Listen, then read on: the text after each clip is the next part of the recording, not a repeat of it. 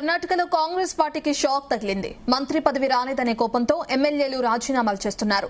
కాంగ్రెస్ ప్రభుత్వం చేసిన కేబినెట్ విస్తరణతో నిరాశ చెంది ఎమ్మెల్యే పదవికి రాజీనామా చేశారు విజయపుర కాంగ్రెస్ ఎమ్మెల్యే యశ్వంతరయ్య గౌడ. ఇక తన రాజీనామా లింకును ఆమోదం కోసం స్పీకర్ కు పంపారు. రేపు ఉదయం 10 గంటలకు రాజీనామా చేయనున్నారు బేలూరు ఎమ్మెల్యే గోపాలకృష్ణ. మరో 10 మంది ఎమ్మెల్యేలు రాజీనామా చేయనున్నట్లు సమాచారం. పూర్తి డీటెయిల్స్ మా చీఫ్ న్యూస్ కోఆర్డినేటర్ రాధాకృష్ణ అందిస్తారు. రాధాకృష్ణ. గుడ్ ఈవినింగ్ రత్న.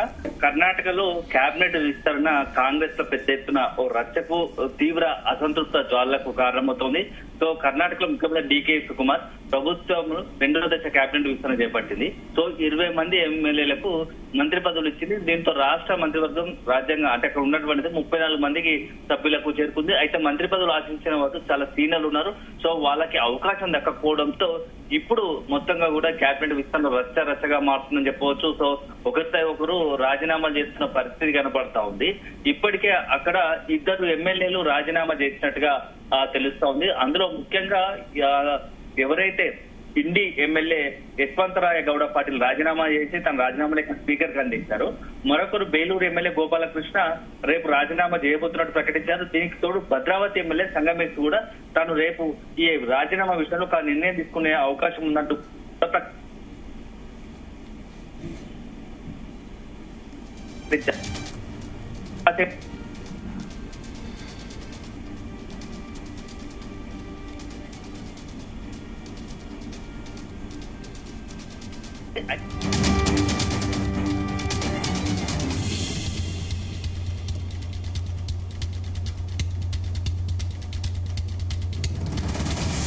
కర్ణాటకలో కాంగ్రెస్ పార్టీకి షాక్ తగిలింది. మంత్రి పదవి రాలేదనే కోపంతో ఎమ్మెల్యేలు రాజీనామాలు చేస్తున్నారు.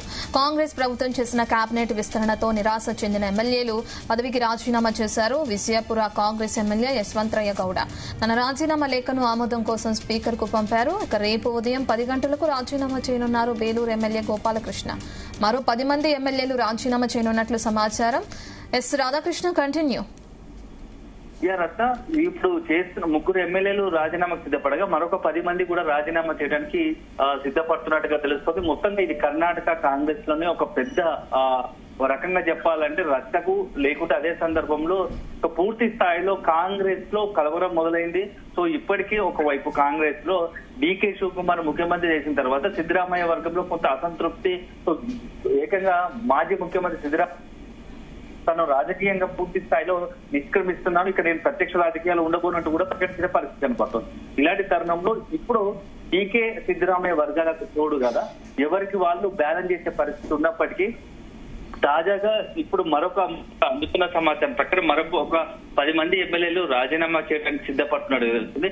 ఇదే జరిగితే కర్ణాటక కాంగ్రెస్ లో పెద్ద ఎత్తున పెను సంక్షోభానికి కూడా కారణమయ్యే అవకాశం ఉంది. సో దీన్ని ఎట్లా డీల్ చేయబోతున్నారు డీకే శివకుమార్, అదేవిధంగా ముఖ్యమంత్రిగా ఉన్నటువంటి డీకే శివకుమార్ ఏం చేయబోతున్నారు, కాంగ్రెస్ అధిష్టానం ఏం చేయబోతున్నట్టుగా ఇప్పుడు చాలా సంచలనంగా మారుతా ఉంది. ఒక రకంగా ఆసక్తికరంగా మారుతా ఉంది. కాంగ్రెస్ లో ఇప్పుడు జరుగుతున్నట్టు పరిణామాల నేపథ్యంలో ఇటు బీజేపీ మంత్రి పదవుల కేటాయింపులో పారదర్శకత పాటించలేదని చెప్పేసి ఒక విమర్శలు వస్తున్నాయి. సో ఇదంతా కూడా కర్ణాటక కాంగ్రెస్ లో కొత్త వివాదానికి తెరలేసినట్టయింది. 20 మందికి మంత్రి పదవులు దక్కగా ఆశాబాహుల్లో అసంతృప్త జాగాలు రగులుతున్నాయి. సో దీంతో ఎటు పోతుంది ఈ పరిస్థితి మొత్తంగా కూడా ఇప్పుడున్నటువంటి పరిస్థితుల్లో మొత్తం కర్ణాటక కాంగ్రెస్ లో ఒక పెను దుమారానికి కారణమైంది. సో దీన్ని ఎట్లా డీల్ చేస్తారనేది డీకే శివకుమార్ వేచి చూడాలి.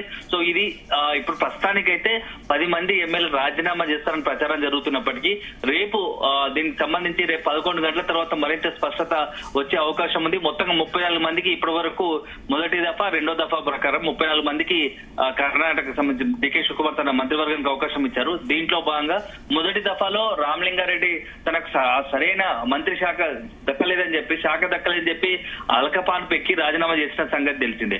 ఇప్పుడు తాజాగా ఏకంగా తమకు నచ్చిన శాఖ కాదు మంత్రి పదవి దక్కలేదని 10 మంది ఎమ్మెల్యే రాజీనామాకు సిద్ధపడుతున్నారు. ఇవన్నీ చూస్తా ఉంటే కర్ణాటక కాంగ్రెస్ లో ఏదైనా ఒక తెర వెనుక ఏదైనా శక్తి నడిపిస్తుందా, ఈ అసంతృప్తులను ఎవరైనా ఎగదొస్తున్నారా ఇదని చెప్పేసి కూడా ఒక చర్చ ఉంది. సో ఇప్పుడైతే మొత్తానికైతే ప్రస్తుతం ఉన్నటువంటి నేపథ్యంలో డీకే శివకుమార్ కు పెద్ద పెను సవాల్ ఎదురవుతుంది.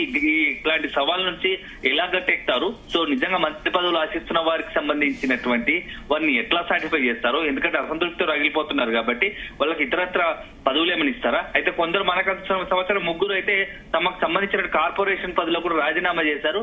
ఇక మేము భవిష్యత్తులో మా రాజకీయాలు మేము చూసుకునే ఆలోచనలు ఉన్నట్టు కూడా తమ అనుచరుల వద్ద వాపోయినట్టుగా తెలుస్తోంది.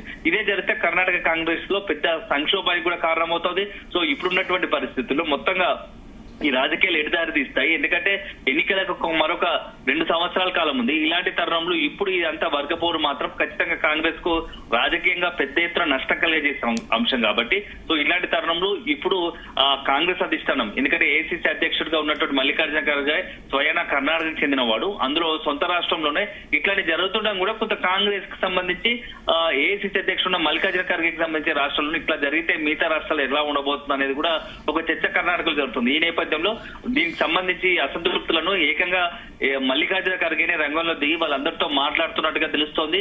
రేపు అన్ని అనుకున్నట్టు కుదిరితే మల్లికార్జున ఖర్గే వాళ్ళందరినీ ఢిల్లీకి పిలిపించుకుని మాట్లాడే అవకాశాలు కూడా ఉన్నట్టు తెలుస్తోంది. లేని పక్షంలో ఇప్పుడు డీకే శివకుమార్ తో ప్రస్తుతం మాట్లాడించి తర్వాత భవిష్యత్తులో రాహుల్ గాంధీ, అదేవిధంగా కేసీ వేణుగోపాల్ దిశానిర్దేశంలో కొంత వాళ్ళందరినీ కూడా అసంతృప్తులను చల్లార్చే ప్రయత్నం చేయబోతున్నట్టుగా తెలుస్తోంది. కానీ మొత్తానికైతే ఇప్పుడున్నటువంటి పరిస్థితుల్లో రేపు చాలా కీలకమైనటువంటి పరిణామాలకు కర్ణాటక కాంగ్రెస్ వేదిక కాబోతుంది. ఎమ్మెల్యేలు ఏం నిర్ణయం తీసుకోబోతున్నారు? నిజంగానే ఇప్పుడు వస్తున్నటువంటి సమాచారం ప్రకారం ఏదైతే లీకులు వస్తున్నాయో రాజీనామా చేస్తామని, నిజంగా దాన్ని కట్టుబడి రాజీనామా చేస్తే మాత్రం ఖచ్చితంగా డీకే శివకుమార్ ప్రభుత్వానికి కూడా కొంత ముప్పు వాటిల్లే ప్రమాదం ఉంది. ఎందుకంటే దానికి సంబంధించి ఎమ్మెల్యేలు 10 మంది రాజీనామా చేస్తే కొంత దాని ఎఫెక్ట్ ప్రభుత్వంపై కూడా పడే అవకాశం ఉంటుంది కాబట్టి, సో తర్వాత దీని నుంచి ఎలా బయటపడతారు, నిజంగానే ఎమ్మెల్యేలను రాజీనామా చేస్తే మాత్రం అప్పుడు ఏం జరగబోతుంది అనేది మాత్రం మరింత కొంత సంచలనానికి వేదిక అయ్యే అవకాశం అయితే కనబడుతుంది చెప్పొచ్చు.